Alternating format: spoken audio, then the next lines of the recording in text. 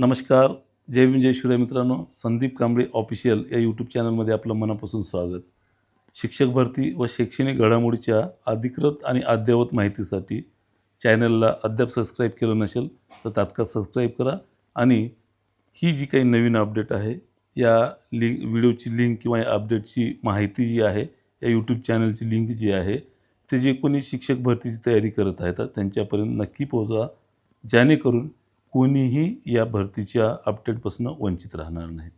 आता या व्हिडिओच्या माध्यमातून माहिती बघण्याच्या पूर्वी एक महत्त्वाची अशी सूचना आहे की सगळ्या विद्यार्थ्यांच्या जे काही भावी शिक्षक आहेत या सगळ्या भावी शिक्षकांच्या विनंती खातीर जे काही आपण महा टीचर संदीप कांबळे या ॲपवर प्राधान्यक्रमाच्या संदर्भामध्ये समुपदेशन बॅच जे की काउन्सिलिंग कोर्स आहे ते सुरू केलेलं आहे.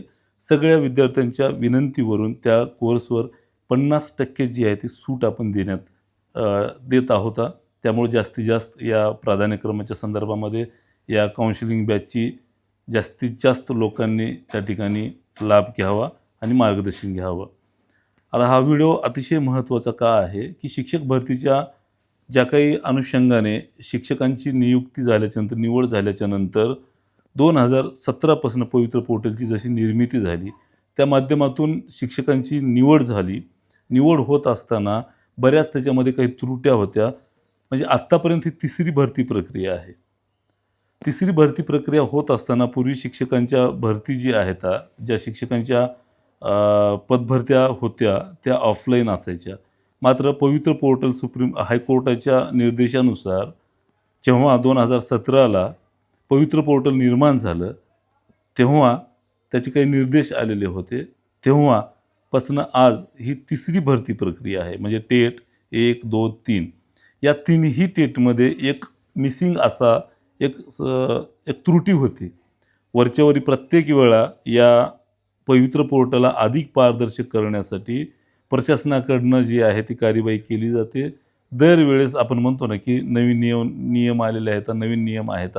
तर अशा पद्धतीनं प्रत्येक वेळा धोरणात्मक निर्णयाची अंमलबजावणी करून पवित्र पोर्टल शिक्षक भरती जास्तीत जास्त पारदर्शक आणि लोकांना वाटावं की एकदम ट्रान्सपरंट आहे अशा पद्धतीचं विश्वासार्हता प्राप्त करणारं हे पोर्टल कसं निर्माण होईल या दृष्टिकोनातून अधिकारी वर्ग जे आहे त्या या पवित्र पोर्टलसाठी नियमितपणे काम करते. विविध संघटना असो, विविध निवेदन असो, या सगळ्या निवेदनाची त्या ठिकाणी काळजी करून त्या ठिकाणी त्या संदर्भामध्ये योग्य ते नियम न्याय प्रविष्ट जी काही पडताळणी आहे ते बघून त्याची योग्य ते निर्णय त्या ठिकाणी अंमलबजावणी केली जाते. मात्र याच्यामध्ये एकदा निवड झाल्याच्यानंतर साधारणतः आत्तापर्यंत 45,000पेक्षा अधिक शिक्षकांची त्या ठिकाणी पवित्र पोर्टलच्या माध्यमातून निवड झाली.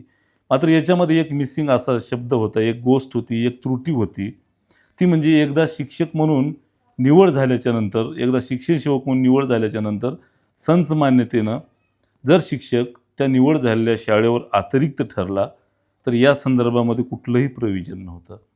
त्याला नोकरी गमवावी लागत होती. त्यामुळं काही दिवसापूर्वी 19 जून या दिवशी शिक्षण संचालकांनी काही CEO जे आहे जिल्हा परिषदेचे त्यांना त्या ठिकाणी सूचना केल्याच्यानंतर त्यांना मार्गदर्शन दिलेलं आहे की त्या ठिकाणी पदवीधर शिक्षक जर अतिरिक्त झाला तर तोच त्या शाळेमध्ये त्यांचं समायोजन व्हावं, करण्यात यावं. त्याचं डिमोशन करू नये किंवा जर तिथे पदवीधर शिक्षकांची जागा नसेल तर त्याला उपशिक्षक म्हणून त्या ठिकाणी शाळेमध्ये समायोजन करावं आणि त्यांना संरक्षण द्यावं, वेतन संरक्षण द्यावं किंवा शक्य असेल तर दुसऱ्या शाळेमध्ये सुद्धा त्यांचं समायोजन करावं. मात्र त्याची नोकरी जी आहे ते त्या ठिकाणी नोकरीवर गदा येऊ नये, आणण्यात येऊ नये अशा पद्धतीचं जे काही निर्देश आहेत माननीय संचालक प्राथमिक यांनी जे आहे ते दिलेले आहेत. त्यामुळं नक्कीच एक विश्वास जो आहे म्हणजे पूर्वी लागल्याच्या नंतरसुद्धा शिक्षक अतिरिक्त झालं तर त्याचं भवितव्य जे आहे ते अंधारात होतं. आता ही अपडेट जी आहे ती पूर्वी लागलेल्या शिक्षकांसाठी किंवा जे नियमित शिक्षक नाही आहेत, शिक्षण सेवक चालू आहे यांच्यासाठी किंवा जे लागणार आहेत शिक्षण सेवक या सगळ्यांसाठी हे दिलासादायक बातमी आहे. कारण या अनुषंगाने आपण ते 3 याच्यामध्ये जे 13 कलमी कार्यक्रम होता आपला, जेव्हा आपण निवेदन जारी केलेलं होतं, पाठपुरावा सुरू करत होतो, तेव्हा 13 कलमी कार्यक्रमानुसार या शिक्षकांच्यासाठी जेव्हा हे शिक्षक अतिरिक्त होतील ते समायोजन करण्यात यावं, त्याची नोकरीवर गदा येऊ नये अशा पद्धतीच्या मागण्या केल्या होत्या. त्या मागणींना हे आलेलं यश आहे. किंबहुना जवळपास आत्तापर्यंत माझ्याकडे अशा 25 ते 30 तक्रारीसुद्धा आलेल्या होत्या की आम्ही अतिरिक्त झालो, आता काय, आमच्या डोळ्याच्या समोर अंधार आहे, आता आम्हाला नोकरी गमवावी लागते का, लागलेले जे काही जॉब्स आहेत ते आम्हाला आता घरी बसावं लागते का, आणि अशा बऱ्याच लोकांना घरीसुद्धा बसावं लागलं होतं. म्हणून या सगळ्या गोष्टीवर आता एक लेखी जो काही आश्वासन असते, लेखी पुरावा जो असतो, एक मार्गदर्शन असते, ते आता प्राथमिक संचालक यांच्याकडनं आलेलं आहे. त्यामुळं नक्कीच हे दिलासा देणारा असणार आहे.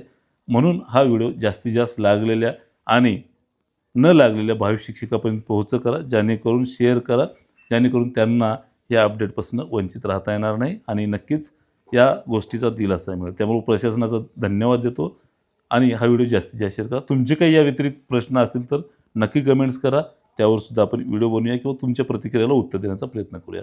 तुर्तास थांबतो. धन्यवाद. जय भीम, जय शिवराय.